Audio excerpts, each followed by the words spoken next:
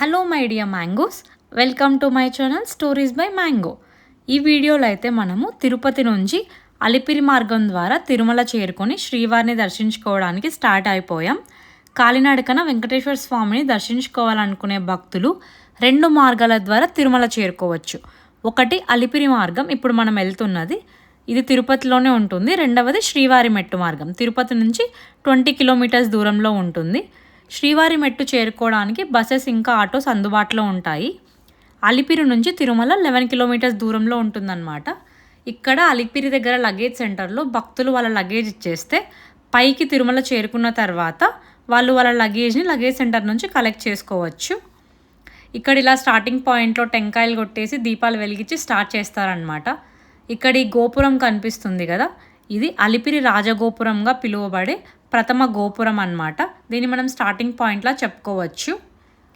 యాక్చువల్గా మా నాన్న ఏ కోరిక నెరవేరినా కూడా ఇలా కాలినడకన వచ్చి గుండు చేయించుకొని వెంకటేశ్వర స్వామిని దర్శించుకుంటా అని ముక్కునేవాళ్ళు.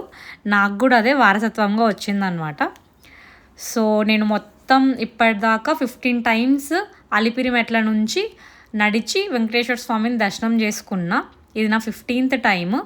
ఇలా భక్తులు వాళ్ళ మొక్కులు తీర్చుకోవడానికి ప్రతి స్టెప్ మీద ఇలా దీపం పెడుతూ, కొంతమంది పసుపు రాస్తూ, కుంకుమ బొట్లు పెడుతూ నడుస్తూ వాళ్ళ మొక్కులు చెల్లించుకుంటారనమాట. సో ఇక్కడ మనం ఒక ప్రతి 50 స్టెప్స్కి ఇలా మనము స్టెప్ కౌంట్ని అయితే డిస్ప్లే చేసి ఉంటారు. ఇది వరాహ అవతారం, విష్ణు అవతారాల్లో ఒకటి. అలిపిరి మార్గంలో మనము దశావతారాల్ని చూడొచ్చు.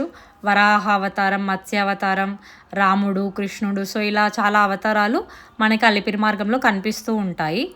సో మొత్తానికి 1000 స్టెప్స్ అయితే రీచ్ అయిపోయాం. యాక్చువల్గా 3 months ముందే మేము 300 రూపీస్ టికెట్స్ బుక్ చేసుకున్నాం అనమాట. కానీ నాకు ఒక మొక్కు ఉండింది, దాన్ని తీర్చుకోవడానికి ఇలా నడిచి అలిపిరి మార్గం నుంచి వెళ్తున్నాం. మేము శ్రీరామనవమి రోజు యాక్చువల్గా దర్శనంకి వెళ్తున్నాం అన్నమాట. సో శ్రీరామనవమి కాబట్టి ఇక్కడ దారిలో శ్రీరాముడి గుడి ఉంది. అక్కడ బాగా అలంకరణ చేశారు, హనుమంతుడు మరియు శ్రీరాముడి గుడి.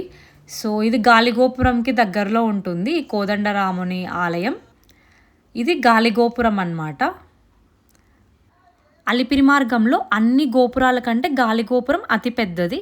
మనం కింద నుంచి చూస్తే తిరుపతి నుంచి ఇక్కడున్న శంకుచక్రాలు, గోవిందుని నామాలు మనకు కనిపిస్తూ ఉంటాయి. ఇంతకుముందు మేము చిన్నప్పుడు దివ్య దర్శనం టోకెన్స్ అనేవి ఉండేవి. అవి ఇక్కడ గాలిగోపురం దగ్గరే కట్టేవాళ్ళు అనమాట టోకెన్స్ని. సో ఇలా చెప్పాను కదా, చాలా అవతారాలు మనకి కనిపిస్తూ ఉంటాయి అనేసి. సో ఏమైనా మెడికల్ ఎమర్జెన్సీస్ ఉంటే వాళ్ళు ఇక్కడ చూపించుకోవడానికి గాలిగోపురం దగ్గర ఒక మెడికల్ ఫెసిలిటీ అయితే అవైలబుల్లో ఉంది. ఇంకా ఇలా చాలా ఫుడ్ స్టాల్స్ అవి మనకి కనిపిస్తూ ఉంటాయి అలిపిరి మార్గం మొత్తం.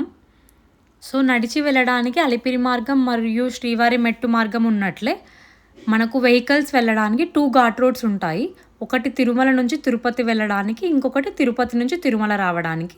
ఇక్కడ మనకు కనిపిస్తుంది కదా ఈ ఘాట్ రోడ్ అయితే తిరుమల నుంచి తిరుపతికి వెళ్ళే వెహికల్స్ ఈ ఘాట్ రోడ్ నుంచి వెళ్తాయి. మనకు అలిపిరి మార్గంలో ఈ ఘాట్ రోడ్ కనిపిస్తుంది. ఇది తిరుపతికి వెళ్ళే ఘాట్ రోడ్ ఉంది కదా, యాక్చువల్గా 1943లో స్టార్ట్ చేసి 1944లో ఫినిష్ చేశారు ఈ ఘాట్ రోడ్ని.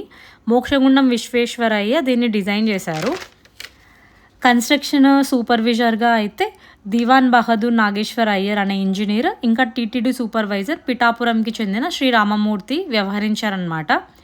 ఈ ఘాట్ రోడ్స్ని నైట్ 12 నుంచి 3 వరకు క్లోజ్ చేస్తారు. 2 వీలర్స్ని మార్నింగ్ 6 నుంచి ఈవినింగ్ 6 వరకు అలో చేస్తారు. యాక్చువల్గా మనకి ఇప్పుడు కనిపిస్తుంది కదా ఈ ఘాట్ రోడ్లోనే రాకపోకలు జరిగేవి తిరుమల నుంచి తిరుపతికి మరియు తిరుపతి నుంచి తిరుమలకి.